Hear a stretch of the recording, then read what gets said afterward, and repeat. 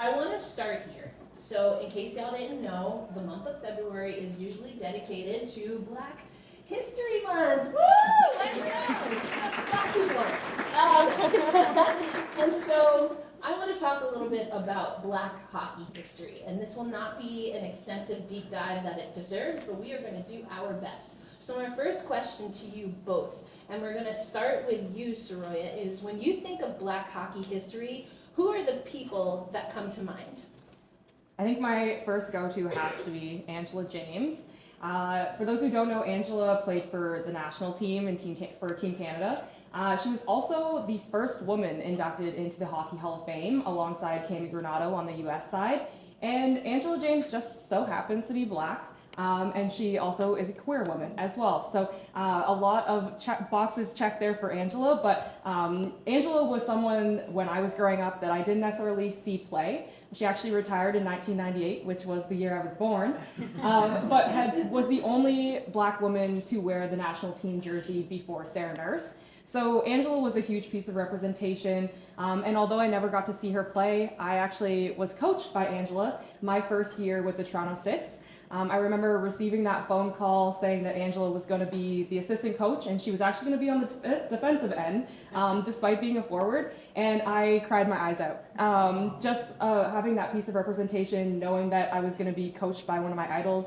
At that point, I had never met her in person, and now I'm at the point where I can just pick up the phone, call Ange, and she'll tell me exactly what I did wrong. So I love that piece of it, but Angela James is the first person that I think of when I think of Black hockey history.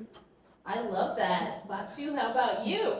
Well, obviously there's Angela James, but mine is a little different. So like Erica said, I started really as a fan of watching the Washington Capitals. I'm from DC. And the sport started to get very slow for me. And I'm watching a Boston series, and then I see a guy flash and then score, and we win in overtime in the playoffs in Boston. I was like, we have somebody Black on this team? He looks at me, I was like, okay, I had been watching this whole time, but it was a little fast for me, and it's Joel Ward. So when I think of Black hockey history, I think of Joel Ward, who is now actually a coach on Vegas Golden Knights. And where did he first talk about his aspirations to be a coach? Black Girl Hockey Club. We actually, during the pandemic, we actually just started becoming big because although we could not go to the meetups, we got to do things that were free, which were Zoom meetups. So therefore, all the people that we would want to meet up with, but maybe we couldn't get there or they couldn't get to us, they had internet, obviously. And Joel Ward was one of the speakers, and he didn't retire yet, even though a lot of writers tried to retire him. And we just asked the question, and I feel like nobody asked him, what do you want to do when all is said and done? I would love to get into coaching, but people say that you have to have XYZ history, and this happened super quickly for him, and he might get a Stanley Cup actually, because his team is still really good. So that's who I think of when I think of Black hockey history.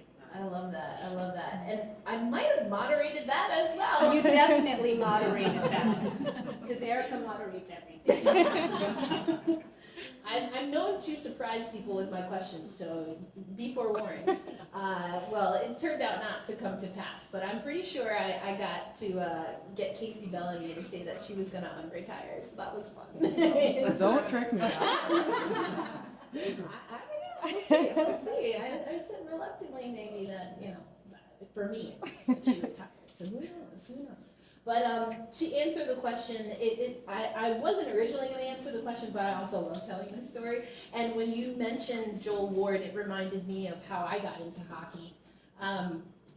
It's a long story, and I always like to start with my sister. I have two sisters. One of my sisters, the most athletic thing that she does on a day-to-day basis is like wake up, So when she got into hockey, I was like, okay, that's like a sport. That is like a really intense sport, and I'm the athlete of the three of us, and I was like, so I gotta teach you how to be a fan. So we at the time were going to see the New York Riveters, and they were playing Boston. It was their first home game, and the bus was late. We might get into women's hockey history, and I'm so glad the PWHL is around for some of the things that y'all are able to do now. But the bus was late, and as Boston was warming up, the one thing I knew about hockey is that I always watch defense. And I was like, well, you're supposed to like block the pucks. And there was this one person on the Boston team just like, I now know it's called a slap shot, but at the time I was like, hit that thing, like batter up. So I was like, the Rivers are supposed to block that shot? That doesn't seem safe. Like, who is this person? And then I looked a little closer and I was like, I think she's black. And it was Blake Bolden. Blake Bolden played for the Boston Pride in that first season of the National Women's Hockey League. She became the first black woman to play professional hockey in a league in the United States. And the Riveters, though, also had a black player on the team, Cherie Stewart. And although she did not debut and make her season debut in that game, Cherie Stewart is the first Black Rosie. So I just wanted to shout that out. But and she also probably has one of the best slap shots ever. I've seen people get injured by it. So. And so that was kind of my introduction to hockey. I say a lot of times that I really got into hockey because of black women. So when we have black history panels in women's hockey, that's an everyday thing for me. It's not a novelty. That this is how I got into hockey, and that's why I think these panels are so important. And Saroya, I'm going to come to you because whether it's Joel Ward or Blake Bolden, there are people like Fatou and I who will find this sport one way or another and fall in love. And we both happen to gravitate towards, as I like to say, the melanated players on the team. But when you think about being a player, what were the things that stood out to you as far as how you were ushered into the game, but then also how you started bringing fans and other people and inspiring people along to be a fan of hockey? Yeah, so I'll start by talking about my dad. My dad is black, my mom's white, and my dad grew up in Scarborough, and he just loved playing hockey. He liked roller hockey, ball hockey. He liked being on the ice as a goalie. He never played at a high level or anything like that, but he just remembers the racist incidents that he had on the bus ride, on the city bus going to the arena, and just people making him feel like he didn't belong in hockey. And now I remember I was in gymnastics and dance. I was pretty good at gymnastics, but I've been about 5'10" since I was 12, so that was not going to work out. And my dad figured, why not make her a big hockey defenseman? So I remember receiving my first pair of skates from my dad and playing boys. And at first it was just that I was different because I was a girl. So I was getting changed in the closet and whatnot and, not connecting with the boys in the dressing room. And then when I switched over to girls, that's kind of when I realized I was a black woman in hockey. I guess here's where I'll share my first instance of racism in the sport. I was 12, I was playing for the Clarington Flames at the time, so pretty far east from Toronto, a bit of a country town. And we were all just joking around in the dressing room, me and my teammates, and I stood up to say my joke and make my comment as we were all laughing prior to practice. And one of my teammates stood up and looked at me and said, "Shut up, you stupid," and she proceeded to call me the N-word. And at that point, everyone in the dressing room just kind of looked around and went quiet. There was an adult in the room, our trainer was in there as well. She just kind of looked at me, and then everyone just proceeded on as normal. And with that, I just kind of put my head down and walked right out of the dressing room. I didn't know what to do. And I went and found my dad. And my dad let me know at that time that I was going to have to prove them wrong and that I was going to probably go through this again. And right from there, I think I had it in my heart to, yes, want to prove them wrong. And I think that that's what gave me the ability to train as hard as I did and play on Team Canada and make the teams that I made. But at the same time, I think it allowed me to carry this level of hate with me.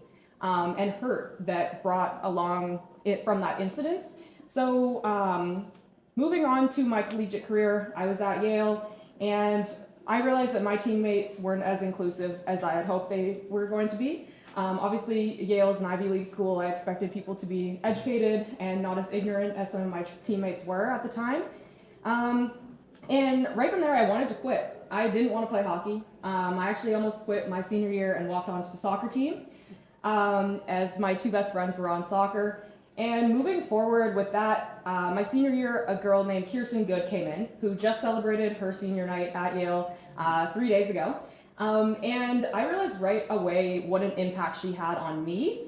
I realized that I had somebody to look to, somebody to go to in the dressing room. I think we hear those things and it was internalized for me. Whereas I had Kirsten across the dressing room and it was just like, okay, cool, like another ignorant moment, but we laugh and internalize it and, you know, just carry on with our day. So right from there, I realized how important she was for me. And I will say Kirsten probably slept on my couch every Saturday weekend of her freshman year, but I realized that I was like a big sister to her. And then that's exactly how I moved into my professional career. I said I needed a new purpose in playing. COVID had just hit, and I was supposed to work in New York City in medical devices, and there wasn't any work visas available. So the option was to play hockey, and that was for the Riveters at the time. So I was drafted 4th overall to the Rivs, and right from there I wanted to use my platform to show that Black women have a space in this sport, and that's exactly what I continue to do. Even though I'm not playing anymore, I want to be able to open up those doors, but bring those fans in and bring little Black girls into the game.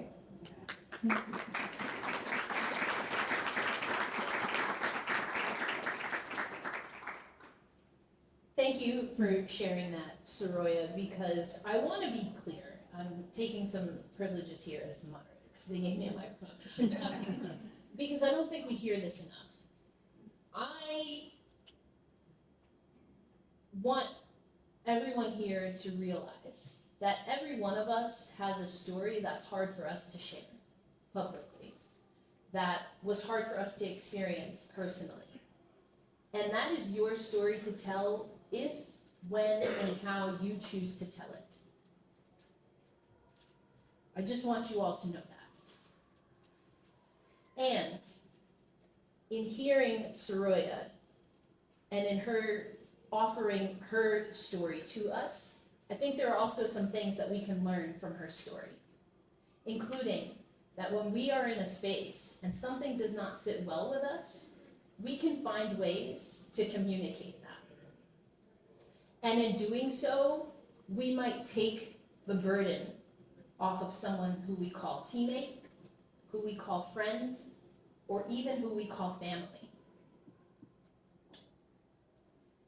These are the moments that we can be courageous and take those burdens off of people in any situation.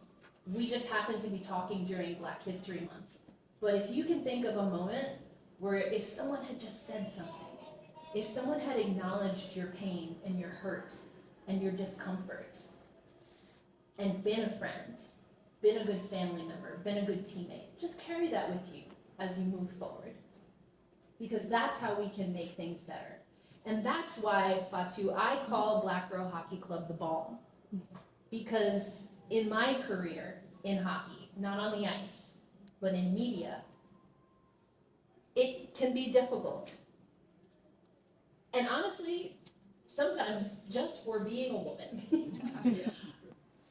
That being said, Black women have always stepped alongside me in this journey. I just shared that from my sister to Blake Bolden to both of you.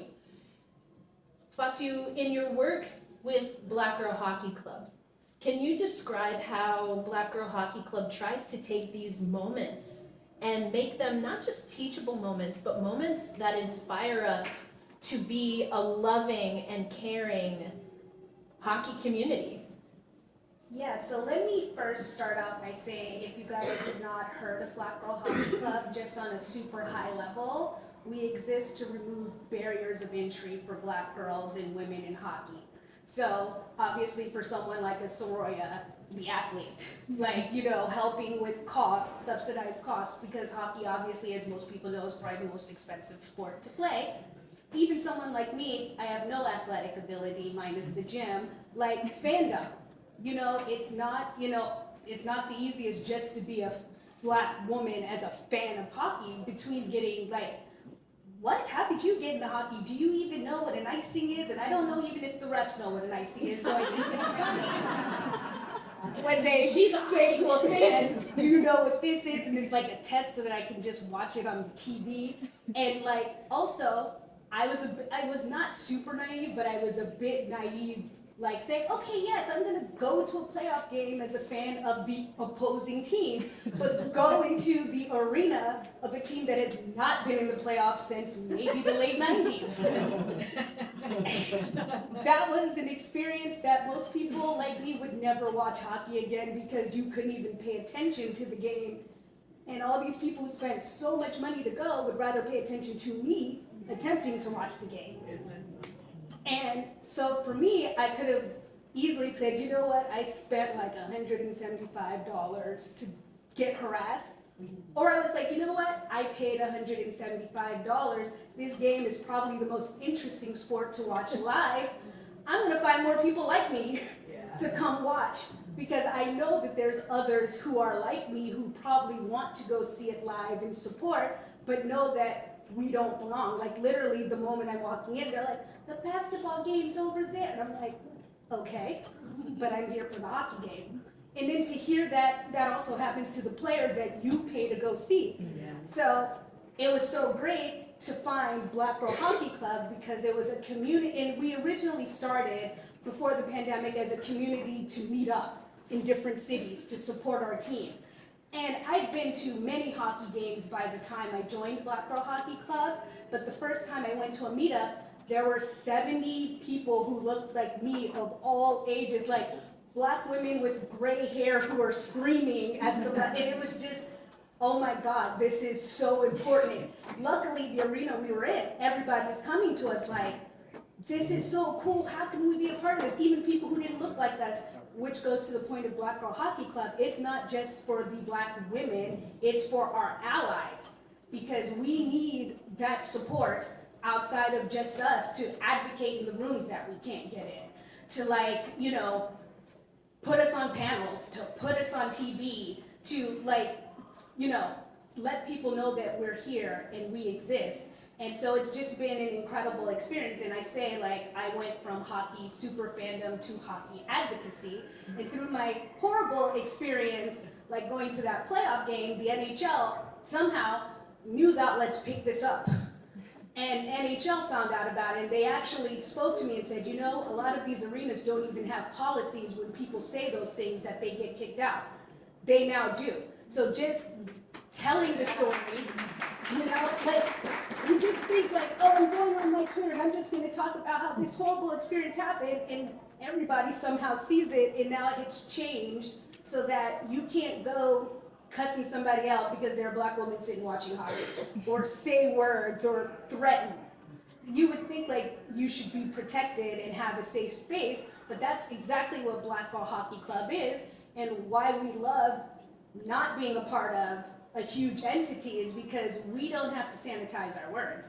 We get to say what we want to do, what we're looking for, what we need without having to clean it up.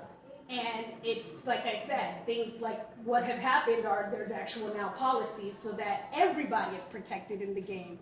And what I see a lot, like being through Black Girl Hockey Club and all the people that I meet, is the amount of history I've learned about us in the sport. And I think Black women in particular are probably the best advocates, because a lot of the things that Black women are asking for is going to help everybody.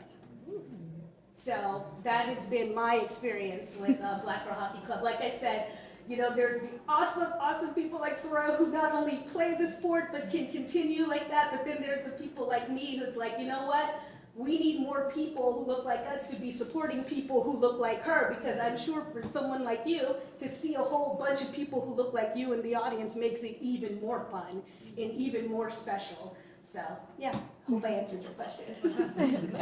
And I will say, I think regardless of whether you're Black, white, Asian, whatever you may be, hockey for white individuals is so exclusive, let alone for our other communities. So it's the secrecy that's involved. I know people in here know about the secrecy in those arenas. It's those parent conversations. It's, hey, my kid's practicing here. Well, mine's not. Why isn't my kid there? And that's exactly what we don't want in Black Girl Hockey Club. We see people drop out of the sport at incredible rates just because they're not welcomed or they're being made fun of because they're not good. I mean, you can still love hockey and be a fan and a supporter and still play the game without being discriminated against. And I think that that's the biggest piece for Black Girl Hockey Club for me, is that you don't have to be labeled, oh, I'm a AAA player, or I play house league, or I don't play at all. It's just a group of Black women who love to come together because we love the game of hockey. And we want to make it better. And when you love something, you are going to say what's wrong with it to make it better. Yeah. If you don't love it, you're going to just leave it alone, and that doesn't help. And also, diversity of thought is needed for innovation, and that's anywhere, whether you're like me working in the tech world or working in sports. The sports that are doing the best are the ones that are the most innovative, that are the ones that are finding new fans, that are always making sure that everybody is a part of it. And that's what we at Black Girl Hockey Club are doing with the sport. I want to break down what we just heard from Saroya and Fatou a little bit, because I heard things regarding maybe not having a welcoming environment, but also all sports. We just happen to be talking about hockey. There's an expectation as soon as you pick up a hockey stick that you are striving to play in the PWHL, you're striving to play in the NHL, and it's that or bust. But there is so many years, there's so many levels in between that.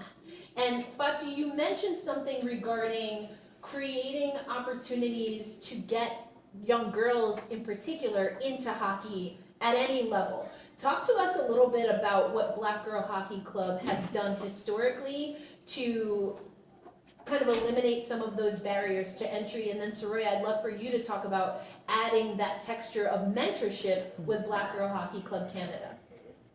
So you could definitely talk way more about this, but I think the biggest part is the seeing is believing, because when it comes to hockey, there's obviously the ones who want to play, but there's probably the ones who want to commentate, there's probably the ones who want to analyze, there's probably the ones who want to be a coach.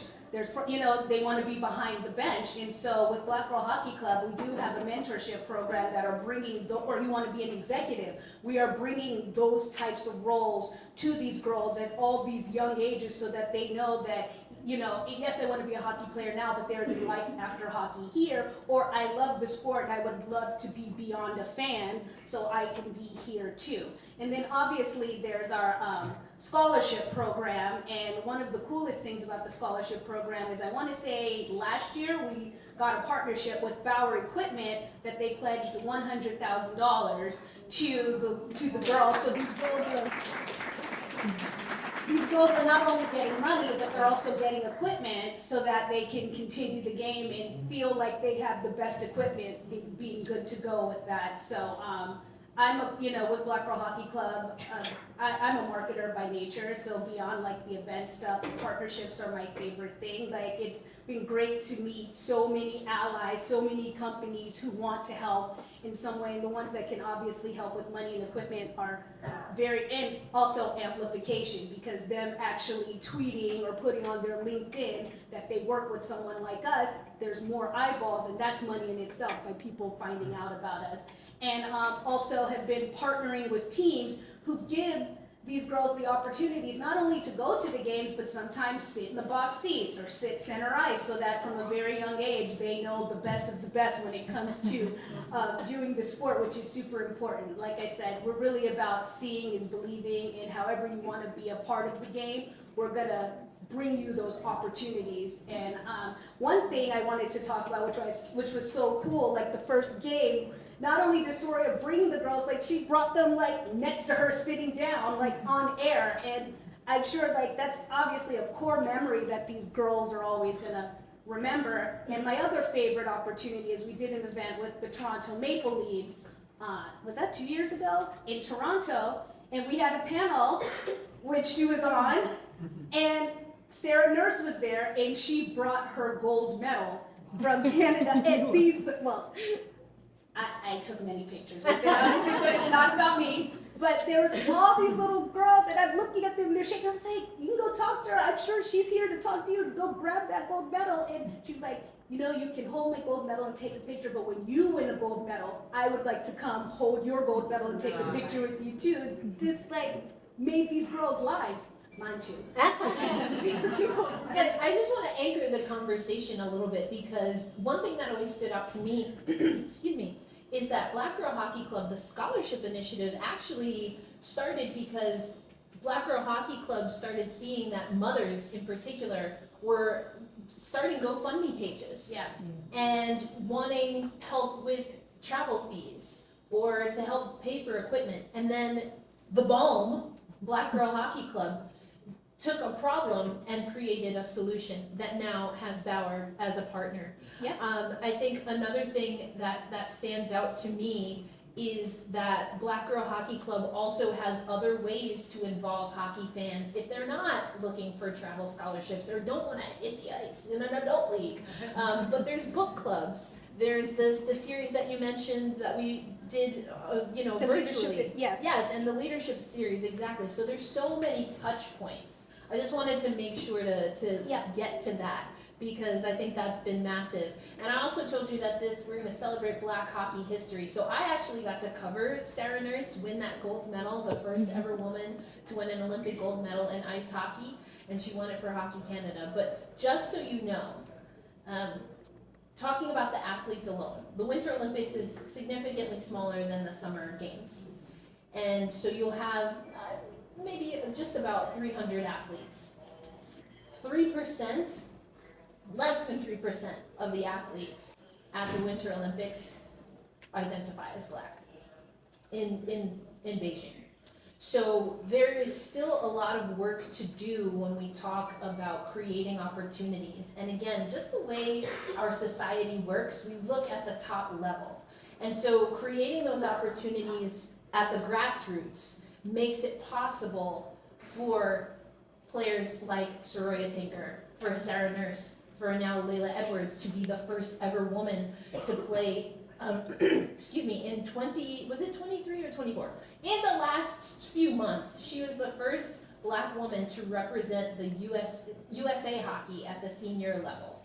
This is like very recent Black hockey history. And so the work that is being done with Black Girl Hockey Club is transformational, not just in the moment, but for generations to come. And that's why I love the mentorship aspect that you've incorporated specifically with Black Girl Hockey Club Canada. Yeah, I think also on that front too, I think we've noticed in Black Girl Hockey Club that these girls aren't even asked if they want to play hockey. We go into these communities and it's like, hey, do you want to try hockey? And they've been offered a basketball or some cleats to play soccer. And as soon as they see the ice, it's like, oh, yes, I want to play hockey. So I think that's been a very cool piece to see, is just introducing them to the sport. But back to the mentorship side of things, I mentioned Kirsten Good. She was so important to me my senior year. And honestly, people ask me all the time what we do in our mentorship program. It's not some course or some book that I send everyone. It's honestly open access to me. I think a lot of the girls view us as these superheroes or we're untouchable, and it's just like, no, girl, I was crying 4 hours ago too. And it's just being real with them. So I've got girls that they know they can call me and text me anytime. They all have my personal number, and that's what I've wanted to have for them.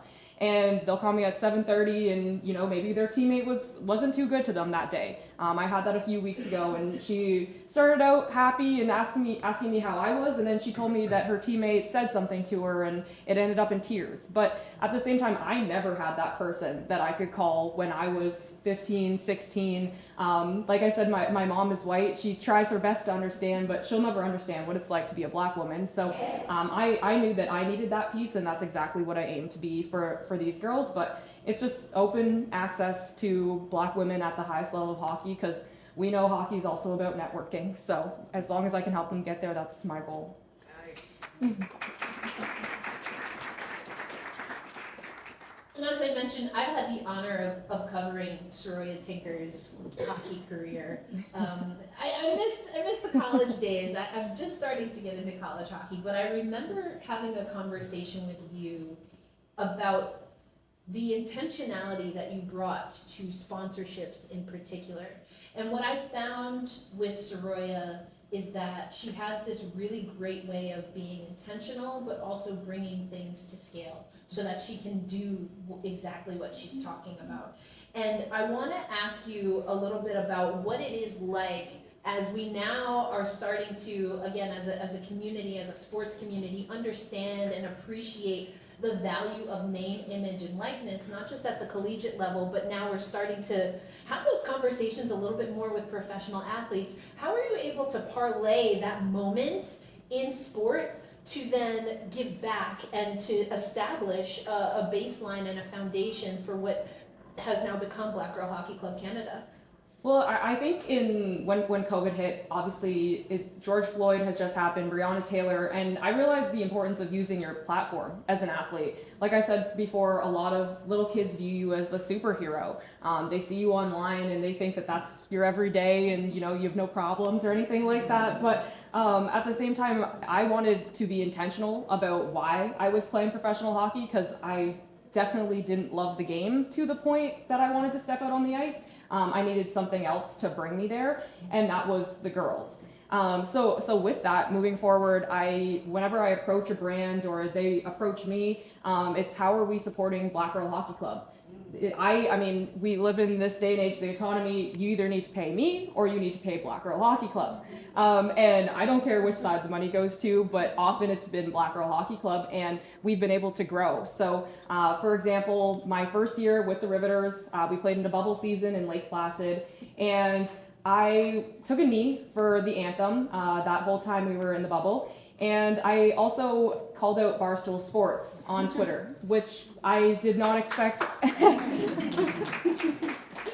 I did not expect the heat that I received. It was kind of just me tweeting my opinion and then receiving quite a bit of hate. I received death threats, calls, emails from numerous sources. And right from there, I made it my effort. I wanted to raise $5,000 for Black Girl Hockey Club US for their scholarship fund. And with the publicity that I got from calling out Barstool and their wrongful doings in their platform, we were able to raise $35,000, and we started the Canadian Institute. So by using my platform, I was able to generate these funds and start the Canadian entity. And we know, I mean, hockey's Canada's game, I'll say that. But so I think in that sense, it was the beginning of everything we have on the Canadian side. And I was so happy. Although I received a lot of heat, it was most definitely worth it. I'm compelled now to ask you to step back a little bit, Saroya, because although you've walked us through in the way a Yale graduate would, the intentionality, right, which was the prompt. I really want to go back though, because not every athlete who's gone through a similar situation even as you have, regardless of how they identify, has been able to parlay that into an entire now branch of a nonprofit in another country. Where do you get your steel from? Who has given that to you? What has given you the opportunity to grow in that way? Honestly, I think meeting Renee, on that side, I mean, my mom actually, I was having a very hard time my senior year, and my mom was looking, just as any mom does, to look out for any resource that would help me. And she found Black Girl Hockey Club, and I was in season at Yale at the time, so I wasn't able to go to the event, but her and my younger brother went to Pittsburgh. They went to Pittsburgh meetup. And Renee was like, wait, I didn't know a Black woman played at Yale. And right from there, I think we started to move forward. I started volunteering on the scholarship committee. But at the same time, I think the one woman in my life that I'm a lot alike is my grandma on my dad's side. She definitely wears the pants. She can be she's a boss. And that's exactly what I aim to do. I think the way that honestly, if I'm being completely honest, I could not give a 10-minute presentation at Yale. I would flip through syllabus, be like, hey, like no presentation, we're taking this class. And now I run my mouth for a living.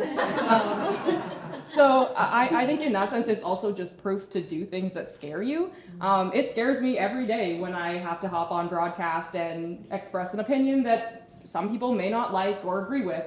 It scares me to sit on panels like this. It scares me to talk to some of the 12-year-old girls I have to talk to about the things they want to talk to me about. I'm like, oh, I don't know if I should know that.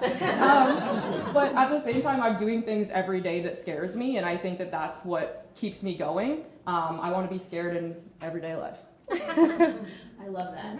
Fatou, I want to come back to you because I know that from your journey, as we got to know each other, that you were really learning and discovering hockey through men's hockey, through the NHL.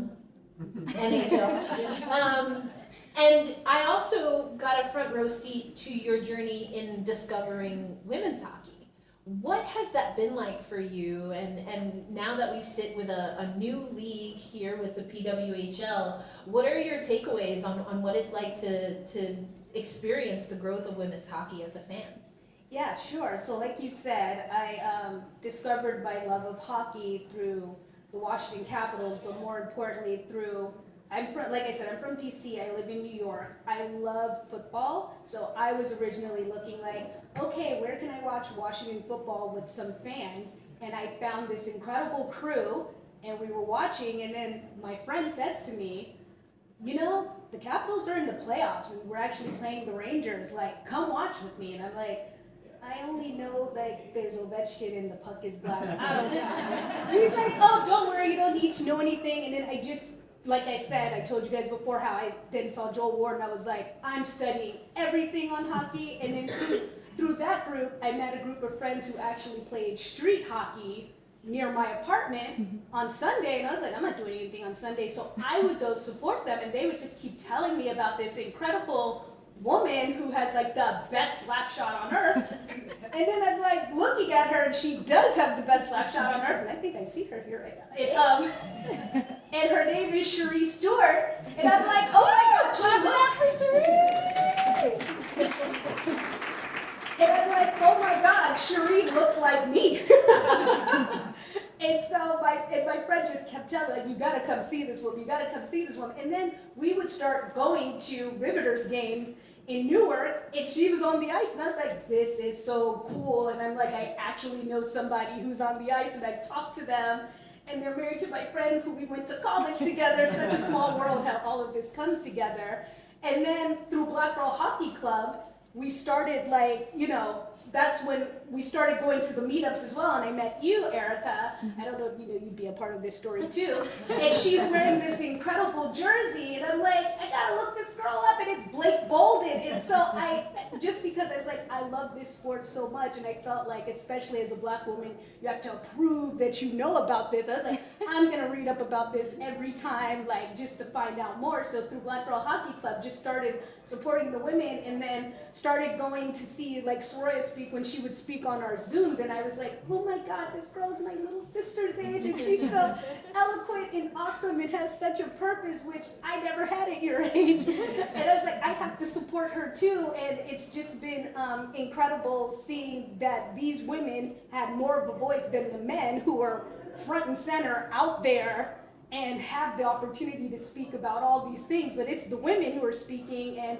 I just wanted to help with accessibility, because a lot of times you can only watch it online, or you have to like download an app that like I've never had before. And so it's just been great seeing this league, especially like getting to see these on like national broadcasts, because I feel the biggest reason sometimes we get in our own way is the accessibility.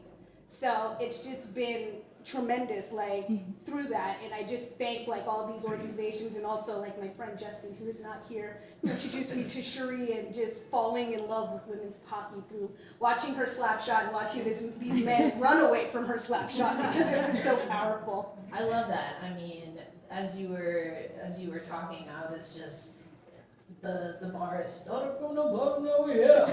I mean, listen, I know firsthand that some of those women's hockey broadcasts were a little rough. But we were enthusiastic, okay? We showed up, okay, and had a great time. But to see that women's hockey now can be found, at least in Canada. We don't work on that U.S. deal. Yeah. We don't work on that U.S. Okay, all right. I'm a Noted. Okay, yeah, put that down in your notebook. Because we have regional deals here in the United States, but nationally, as you mentioned, it's Canada's game. So, you know, y'all handle that. You were like, CBC check, TSN check. We about to do it. So I love seeing the growth in that way. And I just want to note that you now have taken the crown of the only black woman on the broadcast. Oh. That used to be me, and now it's her. But so yes, clap it up that she is on the broadcast. And when we get some more sisters, I was gonna say on the wall. Some of y'all might understand that joke. But when we get more sisters in the booth. Yeah, for sure. I mean, Blake Bolden is awesome with her analytics and whatnot. So I definitely think we will. And if you watched the Scotiabank Arena game the other day, Reagan Subban was ringside as a reporter. So there are black women in the industry. And again, when I brought my girls to the desk that January 1 debut game, I let them sit at the desk with me. They had the microphone and whatnot. And I was like, oh, is this something you want to do when you're older? And they both shook their head no. And then I get an email a week later saying that one of the girls is actually thinking of that as a career path now. So it's about opening doors and just letting them see you do it. Again, if you can see someone else do it, you believe that you can. And so, although you are, sad tear, no longer playing on the ice, that does not mean that Black Girl Hockey Club is not still offering opportunities to firsthand talk with black women who are still on the ice. So tell us a little bit about what Black Girl Hockey Club Canada is doing at PWHL Toronto games. Yes, so we just announced our partnership with Rogers. They are launching Nursey Night. So we actually launched at the Scotiabank Arena game where Sarah Nurse, at the first game we had 20 girls out, but from here on out we'll have 5 to 7 girls be invited to each of the games. They'll be able to speak to Sarah afterwards, have a little meet and greet, and then at the end of the season they will all have a Zoom call with her. But at the same time, we're able to fly girls in across the country to see these games with the Rogers funds that we have. So last weekend we had a girl come in from Nova Scotia to see and meet Sarah, and that was the first time she'd ever been in a room with other black women that played hockey. Wow. She's the only black girl in her community that plays, the only one on her team. So to have her have that experience and meet Sarah on top of it, we're able to impact these girls, and Nursey Night is rolling now. I love it. I mean, I want to go to Nursey Night, right? And it wasn't it also the most attended Yes. women's hockey game too? Yeah, there's 19,000 people there. That'll probably be the record for quite some time, but at the same time, the most watched women's hockey game ever. I wouldn't be doing it. I don't know. But so what is next for Black Girl Hockey Club? If you can, give us a little tease, and or just what do you hope is next for women's hockey and how Black Girl Hockey Club in the United States and Canada can be a part of that? Well, I will talk about what I want because I'm all about manifesting and speaking it into existence. But I want an all-black woman commentating, analytics, driving the Zamboni, on the Zamboni, like I want that. And not only do I want that to be so normalized that you're like, of course, this is how it looks. Right. So that's really what I'm looking for. And I'm looking for more little girls and moms and women to discover that we exist and be a part of the scholarship fund so that these girls can play the sport for as long as they want and not have to worry about the gas money and the travel. And what I'm most excited about is we've started this scholarship fund, I want to say 2-3 years ago. We've just started having girls who are graduating high school and who are now in college and just seeing their journey. I actually got to support one of my favorites, Dayton O'Donohue, who is at Dartmouth. Yes, her first ever mentee. She's the most incredible woman. And I got to see her play in Dartmouth, but just meeting her on Zoom as a 16-year-old little girl talking about how much she loves hockey and seeing her play at Princeton in her Dartmouth uniform has been incredible, and I just want to see more of that. Yeah. I think for myself, I'm actually currently manager of diversity, equity, inclusion, and community initiatives with PWHL, so I'm excited to start from scratch. I think that we are able to implement the things, the diversity, equity, inclusion pieces that we want right from the start. We don't have to fall under these old molds or old policies that we don't want. We can build this up right from the get. And a big piece of that is having Black Girl Hockey Club involved. And obviously it's Black History Month, but excited to get Sport a Rainbow and Hockey Equality in there.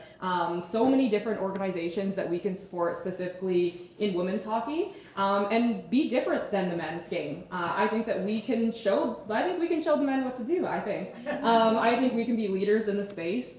And that's exactly what I'm excited to do. And I mean, Black Girl Hockey Club is hopefully always going to be a piece of my life, but we're continuing to grow as well in funding, in the girls we have in our network.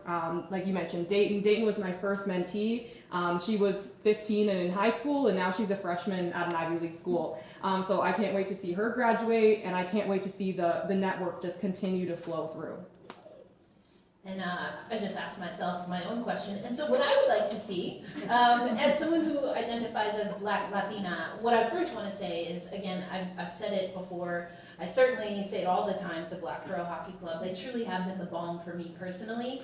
And I know that there are other people who maybe identify as I do, Black Latina or Black something, or don't identify as Black at all, who are waiting for their balm.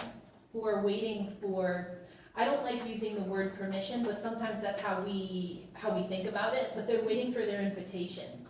And the thing that I love about being involved with Black Girl Hockey Club is that the invitation is open to anyone who understands, respects, appreciates, and supports the mission of Black Girl Hockey Club. And it has always been that way. I don't believe everything that you see on the internet. It has always been that way. And I have no reason to believe that it won't always be that way. And so if you do not identify as Black or a woman, I'm assuming a decent amount of you at least are curious about hockey. That's probably why we're here. But even if you didn't, Black Girl Hockey Club is one of the places that is for you as well. And my hope is that all of y'all know that you continue to support that. And I also know that Black Girl Hockey Club wants to also make all of us a little uncomfortable. Absolutely. And to challenge what we know as our comfort zones in the hopes that we make it better for everyone. And that's why I did want to take a point out to first thank Saroya and Fatou actually also shared her story because they don't have to do that. None of us have to do that. And a lot of us choose to do that so that we can lay a new foundation, a stronger, more inclusive foundation. And if there is nothing that you take away from this panel, I hope it's that. So I'm not going to give you permission because you don't need my permission, you don't need Saroya's permission, you don't need Fatou's permission. Some of y'all might need your mom's permission, but that's another story. But I want to empower you to find your way to be the balm, to be the light for someone, whether it's in hockey, or in anything, because there are a lot of us that walk through this life, we are hurt, we are confused, we feel alone. And if someone just says, hey, have a great day, hey, come to a hockey game with me, that can be transformational. And I think all of us are proof positive, and hopefully some of y'all are too. So that's what we got, folks. I think we have a few minutes if you want to come and say hi to anyone on the panel before we get ready to drop the puck as PWHL Montreal takes on PWHL New York. Come on, say hi, and thank you so much for spending some time with us.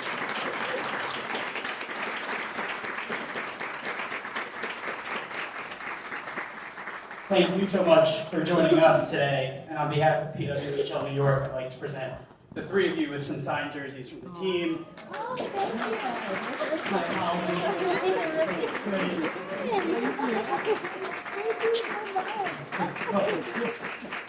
Thank you all for being a part of this really important conversation. Thank you. All right, thank y'all. Thank you everyone for coming. You can exit.